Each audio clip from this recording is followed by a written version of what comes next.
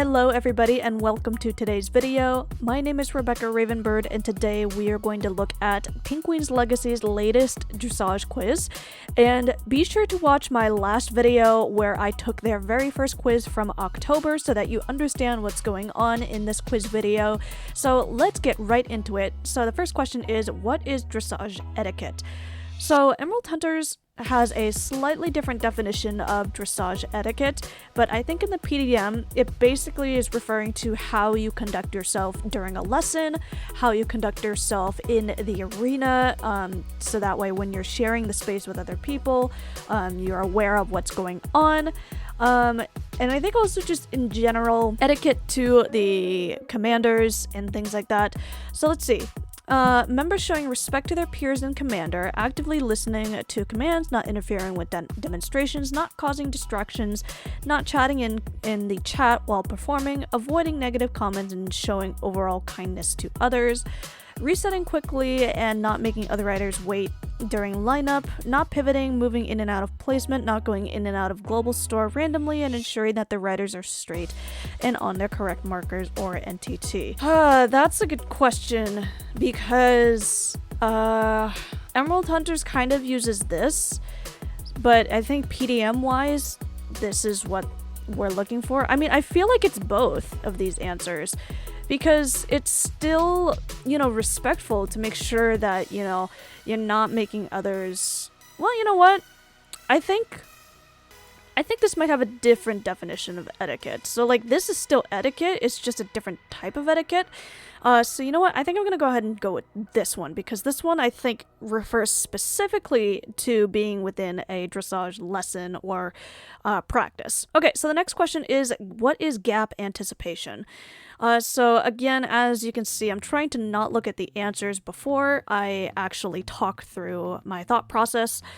So gap anticipation is basically looking ahead of you to understand whether or not you need to fix your gaps and how you're going to fix your gaps. So for example, if you are in line and you notice that the person in front of you has a large gap between them and the person two in front of you, then you are not going to fix your gaps until the person in front of you fixes your gap, their gap, because that person fixing their gap is automatically going to fix yours. So based on what you're seeing in front of you, you're going to make an appropriate choice on how to fix your gap. So let's read the answers. Referring to the rider's knowledge of the space around them and being aware of where they are in the arena, what sand lines they're on, and where the letters and markers are in relation to them. Referring to the riders being aware of the other riders' gap sizes and gap corrections and using the information to make adjustments as needed. Okay. So we're going to go with that one because this one is different. I think this is more arena awareness. Moving on, what are the three patterns of the arena grid? So it's the metered lines, the slant lines, and the wall lines, I think. No, it's the tracks. So let me correct that. So it's the tracks, the tracks are the midlines and the diagonals. Then I think it's the meter dots, and then I think it's the slant lines. Okay, let's look. Metered lines, sand lines, metered sand lines, wall lines, meter circles, bright dot, pebble, sand lines, and pebble, track, and dot. Right, so they do specify pebble lines, so I forgot about that. So the pebble lines are basically patterns of little pebbles in the sand. And then the dots are the actual bright dots that you can now turn on with the rake. This is what I initially said, and if I had gone with that, that probably would be wrong. Let's see, what are the two different types of circles in the PDM? Oh my goodness. So I think it's circles from X and then circles away from the wall, or it could be open and closed circles. That could be it too. So let's look at the answers. Closed circles and metered circles, closed circles and open circles, and half and whole circles. Let's go with this one because, like I said, that would have also been another option. Yeah, all circles, as far as I know, except for a move like bubble, are metered circles. Well, actually, no, not even bubble, because it does still use the meter system. So in terms of what is a closed circle and what is an open circle, a closed circle is when all the riders are staying HI with each other, and all the riders are HI with each other, and it's like perfectly aligned and stuff. I don't know how to explain it, but an open circle is where, yes, there are still gaps, but it's larger than HI, so there's a much bigger gap in between one rider and the next. Next question, what is a 5 meter spacing? So 5 meter spacing is the distance between two bright dots, or the spacing between two, how do they call it? I'm not sure what they call it. So like, instead of, if you were not on a bright dot and you were right in between dots, Emerald Hunters calls this splitting. So splitting between dots. So if you were going from a split to a split, that would still be 5 meters. So let's see what they say. The spacing from one spacing line to a bright dot line, also equivalent to a trot curl over. The spacing from one bright dot line to the next bright dot line, also equivalent to a canter curl over, and then the spacing from X to a wall line. So from X to a wall line, that is actually 20 meters, so that would not be correct. The spacing from one bright dot to the next bright dot. Yes, so it has to be the same marker, so from one marker to the same marker. Here, if we said the spacing line to a bright dot, that would be 2 different markers. Like I said, if we went from a spacing line to a spacing line, that would be 5 meters. But here, this first answer would not be correct. Let's see. Next question. Why do alignments change based on, depending on the gate that the rider is in? So it's all because of screen delay. In the last quiz, we talked about how screen delay affects timing, gaps, and alignment, but here we're getting more specific. If you are at the walk, the screen delay is lower.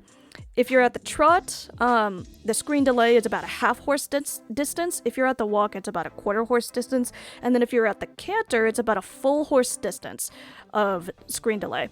So you need to adjust yourself based on that knowledge. So for example, if you're doing a comb at the canter, you need to be a full horse length away from the line leader, basically, which is a lot. That's a big distance. But again, because of screen delay, you need to make that compensation. Alignments change depending on the horse's speed due to screen delay. Screen delay changes depending on the horse's gait. Therefore, alignments must be adjusted according to the speed the horse is in. Okay. Alignments change depending on the horse's speed because a faster horse goes a longer distance than a slower horse. Therefore, alignment must be adjusted. Alignments are changed due to the instructor's screen being still while the rider's screen is moving. The alignment must be based off of what the instructor sees from a standstill. So we're gonna go with this because, like, yes, your horse's speed and happiness and mood does affect gaps and things like that, but in this case, with alignments, the bigger issue is how do you compensate for delay rather than how are you dealing with the horse's speed. So yeah, we're gonna go with that. Next question is, what is a canter hop and why are they used? So a canter hop is when you click your key up to go to a canter and then you come right back down immediately. Next question is, what is a canter hop and why are they used? So a canter hop is basically when you go up to canter and then come right back down really quickly. So you basically click up and then click back down very quickly. What happens is your horse will do a little tiny canter stride and not even do like a full canter stride. And it kind of makes your horse hop. And the purpose of it is so that instead of cantering up a random amount of strides when you need to fix your gaps, this will help you control how much you are gaining speed and how much you're fixing your gap. Because if you canter up too much, then you're going to have to compensate again. So the point of the canter hop is to make sure that you have control over how much you're compensating and fixing your gaps. So let's see the answers. A canter hop is when the rider presses their up key and immediately presses their down key to adjust their gap. when their gap is too large. Canter hops are used rather than freely cantering because it allows the rider to have more control over their horse, and the small canter step is less noticeable, sometimes undetectable. Canter hop is used when the rider is asked to pick up gait set rather than going directly into canter. The rider will make small canter steps until all riders are cantering. Doing this will ensure that the riders do not canter too early. No, so yeah, again, the canter hop is a gap adjustment method. And then also too, just something that I have noticed with my experimentation with canter hops. For me personally, I've never been able to do a canter hop fast enough that it's undetectable. I think maybe it's just my setup with my computer and keyboard and things like that, where it's just a little slower, but it's okay. So next question is, when rider lines merge, what should they aim for? This is one I don't remember what it's called. I think it's like a merging point. So it's a specific sand line that they're aiming for rather than aiming for the person in front of them. So let's read. The line leader, the rider directly in front of them, or the middle point or the sand line that the riders are merging onto. Yeah, so it's that one. Because if you try to merge when you see the person in front of you move, it's actually going to affect the gaps for the people behind you. So by having that fixed sand line, that sand line, that point that's not going to move, then that ensures that everybody is going to return back into their original gap size. So in this case, everyone's going to return back into HI and not affect the gaps behind them. Let's see, next question. What is combined timing? So there's a lot of different like transitional timing and gait timing and things like that with the PDM. So let's first talk about two different types of timing. The first is going to be gait transitional timing. So when doing a transition curl, you're basically going to hit your key and transition to the next key when your horse's nose hits the original sand line. So that's gait transitional timing. And then you have directional timing. So directional timing is when your horse's hooves are completely straight on your original sand line.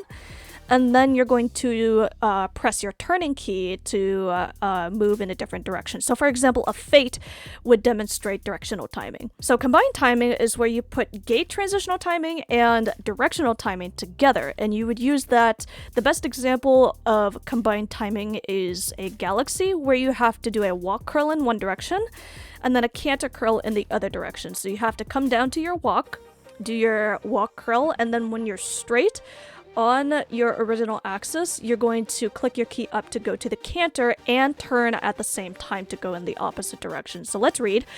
It's a type of transitional timing used for moves that have a gait and directional change at the same point. Riders will change gait and direction at the same time once all four hooves are straight in the orientation, used for moves such as Galaxy. When riders combine any of the transitional timings, can be used to combine things such as gait, directional, passing, and marker timing for specific moves. A type of timing used for riders to start trotting from lineup when go is called. Instead of trotting all at the same time, they trot when the person in front of them trots. So no, it's definitely this one, because like I said, I have the Galaxy as an example. Let's see, next question. Nope. Okay, so that is gonna be it.